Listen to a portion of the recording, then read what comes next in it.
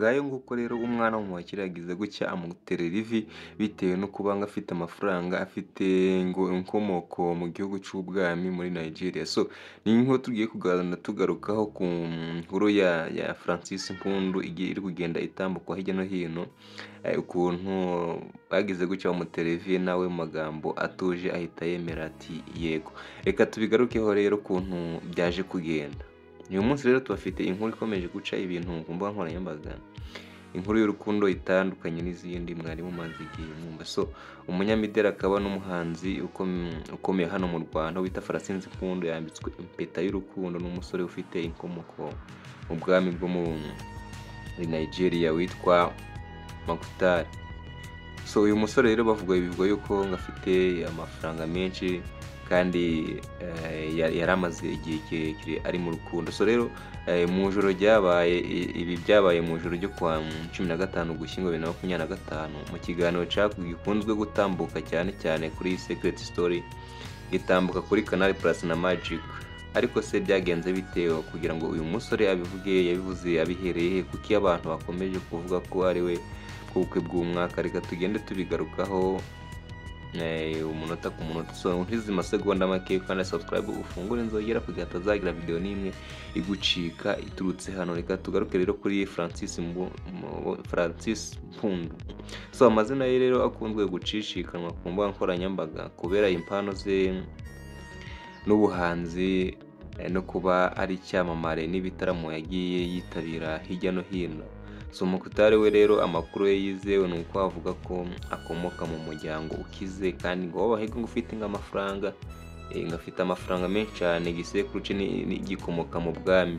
Ashobora kuba ayo mafaranga ashobora kuba ariho yakuye mu bwami bwa Nigeria. Rero bombi bahuriye mu kiganiro gikunze gutambuka kuri Storytelling mu Secret Story, aho batangiye kugaragaza bakundana kugeza ubwo batangiye umubano wabo mu ruhame. Ariko bitewe nuko uyu musore ngo ari umunyafaranga kugera kuri uyu mukobwa nyine ngo byaramworoheye cyane bitewe ngo n'amafaranga afite, afite amafaranga menshi cyane, afite amafaranga menshi. Ariko n'uyu mukobwa nawe nuko afite amafaranga menshi. So rero mu ijoro ryo kuwa 15 Ugushyingo kamera zose zari zitunze cyangwa se zari zerekeye kuri Makutare ahindukira atera ivi hasi imbere ya Francis Mpundu. Abantu bari babyitabiriye bari benshi cyane, barafotoraga abandi bakamera nk'igitangaza kibaye ngaho. Rero yavuze amagambo yatumye benshi babyibazaho kandi benshi baratungurwa, barira ndetse babibaza ku magambo ashobora kuba uyu muhungu cyangwa se uyu musore avuze y'urukundo. Francis Mpundu ati mukunzi wanjye rero nabikubwiye inshuro nyinshi kuva nahura nawe, nagize amarangamutima adashidikanywaho kubwo kugukunda. Uyu munsi reka nkwambike urudashiraho, niteguye kuguharanira cyangwa se niteguye kubana nawe iteka n'iteka koko nzagukunda cyane. So mu magambo rero ntago Francis Mpundu yahise atindikanyamo, rero yahise ahagarara yikubita agashyi mu maso ati araturikararira. Abari aho ngaho muri studio aho ngaho bose bari babyitabiriye barasakuza bati navuge ngo se yes cyangwa se navuge ngo yego. Ati tubonye umukwe w'umwaka. Rero yahise yambika Francis Mpundu asubiza mu ijwi rituze cyangwa se ni mu marangamutima menshi cyane, nawe aravuga ati yego, ahita abyemera.